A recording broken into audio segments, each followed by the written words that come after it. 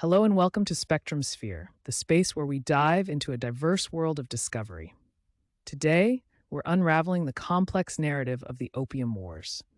If you're passionate about exploring the colliding worlds of history and international relations, be sure to hit that like button, subscribe, and join our community for weekly insights. Before delving into the battles and treaties, let's set the stage for the conflict.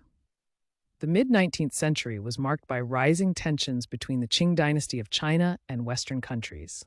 These powers were driven by economic interests, eager to tap into China's vast market, yet faced a China resistant to Western influence and trade. In the 19th century, opium was immensely valuable to the British Empire. It was not simply a commodity, but a key economic lever. The profits from opium sales to China underpinned the British economy in India, turning the narcotic into a tool of trade imbalance used to offset British purchases of Chinese tea and silk. During the Qing Dynasty, China maintained isolationist policies, focusing on self-sufficiency and limiting foreign influence. Trade was restricted to select ports under a system known as the Canton system. This approach reflected China's view of itself as the Middle Kingdom, culturally superior and requiring little from the outside world. Opium, introduced to China by British traders, rapidly became the substance of a crippling addiction. Its widespread use brought about grave social and economic consequences, devastating the fabric of society. Families fell apart, productivity declined, and a significant portion of China's silver reserves flowed out to pay for this addiction. Emperor Daoguang was deeply troubled by the opium crisis. He saw the drug's harm not only to the health of his subjects, but also to the moral fabric of society and the economy of the empire. Determined to stem the tide, he appointed officials with orders to eradicate the opium trade entirely. In a decisive move against the opium trade, Emperor Daoguang appointed the resolute and incorruptible Lin Zexu to lead the campaign. Lin Zexu's unyielding approach to enforcement, which included strict regulations and the forceful confiscation of opium, aimed to purge the nation of the destructive substance. In a bold stand, Lin Zexu targeted foreign opium stockpiles in Canton, seizing over 20,000 chests of the drug. He ordered the opium to be destroyed, a process which took 23 days, as the drugs were dissolved in lime and salt and flushed into the sea, symbolizing China's defiance. In response, the British were outraged by the destruction of their opium stock. Viewing Lin Zexu's actions as a direct assault on their economic interests, the British government saw no other option but to retaliate, setting the stage for military confrontation. This marked the ignition point for the First Opium War. By 1839, the tension reached a boiling point. When the Chinese government confiscated and destroyed vast quantities of opium, the British traders demanded intervention. This precipitated the First Opium War, as Britain aimed to protect its commercial interests and forcefully opened China to the opium trade. The British Royal Navy, a dominant maritime force, played a crucial role in the conflict's escalation. With advanced warships and experienced sailors, they effortlessly outmatched the outdated Chinese junks and coastal defenses. This naval supremacy allowed Britain to enforce blockades and bombard coastal cities, tipping the scales in their favor. Key battles of the First Opium War saw significant British victories, largely due to naval superiority and military tactics. Notable conflicts at the Pearl River and the capture of Chusan demonstrated this advantage, as steam-powered gunboats and well-drilled infantry overwhelmed the Qing dynasty's antiquated defenses and unprepared forces. In the contrasting battlefields of the First Opium War, technology and strategy played decisive roles. The British employed cutting-edge warships and powerful artillery, overshadowing China's more traditional methods. Their strategic use of naval power to control riverine access and blockade ports significantly tipped the scales in their favor. Emerging victorious, the British imposed the Treaty of Nanking on China. Signed in 1842, it was the first of the unequal treaties.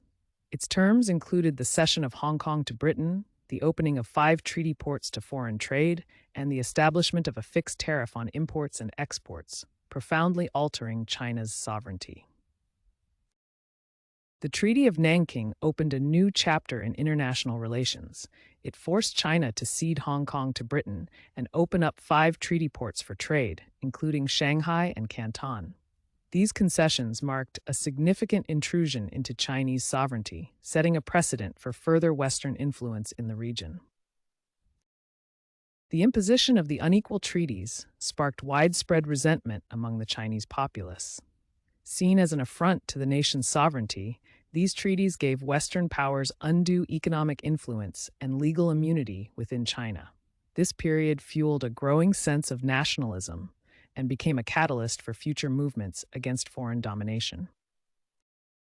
In the wake of the Opium Wars, China grappled with severe economic strains. The indemnities to Britain crippled the Qing treasury, while the opening of ports undercut traditional markets. Socially, the wars exacerbated discontent and set the stage for the rise of reformist and revolutionary movements within China. As tensions simmered post the First Opium War, the controversial boarding of the Arrow, a Chinese-owned ship flying a British flag by Chinese officials in 1856, reignited conflict. Britain, outraged at the perceived violation of its flag, used the incident as a pretext to confront China once again, leading to the Second Opium War. As geopolitics evolved, Western powers sought stronger footholds in China. With the Arrow incident as a catalyst, Britain formed alliances, notably with France, leveraging shared interests in expanding trade rights. This coalition signified a shift, triggering a new phase of conflict as Chinese sovereignty came under renewed assault. Amidst the escalating tensions with foreign powers, the internal strife of the Taiping Rebellion further weakened the Qing dynasty. This vast civil war, driven by a mix of religious fervor and social reformist ideals, drained resources and fragmented the country, leaving it more vulnerable to external pressures. As the Second Opium War intensified, the conflict saw several significant engagements.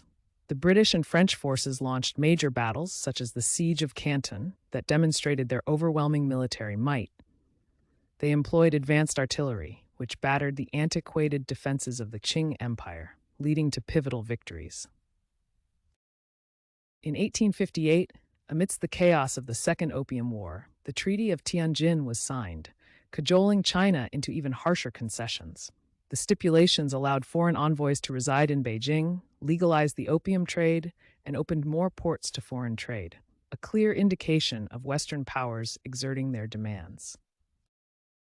As the conflict intensified, in a devastating blow to Chinese cultural heritage, the old summer palace in Beijing was sacked in 1860. British and French troops, in retaliation for the detention of their envoys, looted and destroyed the imperial garden, symbolizing the deep scars of imperialism on China's legacy. The Opium Wars had profound long-term effects on Sino-Western relations. The resulting treaties eroded China's sovereignty and opened it up to foreign spheres of influence, fostering a century of resentment and mistrust. This period set the stage for China's eventual push towards modernization and its complex contemporary relationship with the West. In the wake of the Opium Wars, China saw a surge in nationalism and the birth of various reform movements. Humiliated by foreign domination and unequal treaties, many Chinese intellectuals and officials began advocating for systemic changes, sowing the seeds for revolutionary ideologies and the eventual end of imperial rule. The Opium Wars left an indelible mark on modern Chinese politics. The resulting century of humiliation became a rallying cry for change, influencing the rise of the Communist Party and shaping China's foreign policy to resist external influence, striving for self-sufficiency and global respect. The treaties, painfully extracted from China, carved a path for new international trade laws. They established the concept of extraterritoriality, where foreign merchants were subject only to their own country's laws. This precedent influenced later treaties, reinforcing the notion of unequal legal standing in international commerce. As we explore the broader canvas of 19th century imperialism, the Opium Wars echo other colonial conflicts of the era.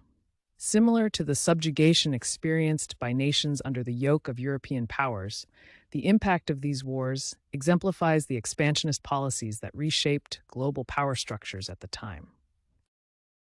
The Opium Wars not only altered trade dynamics, but also set a precedent for international drug control policies. The conflict underscored the destructive potential of narcotics, leading to the earliest efforts at regulating drugs internationally, a legacy that has shaped modern legal frameworks surrounding drug trade and usage.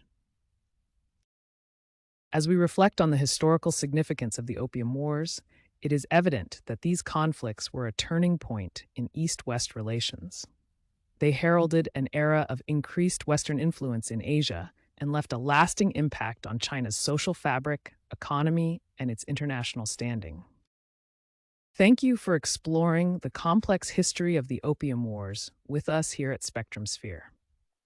If this video has broadened your perspective, please show your support by hitting the like button. Don't forget to subscribe for more thought-provoking content every week. Your curiosity is what keeps our diverse world of discovery spinning.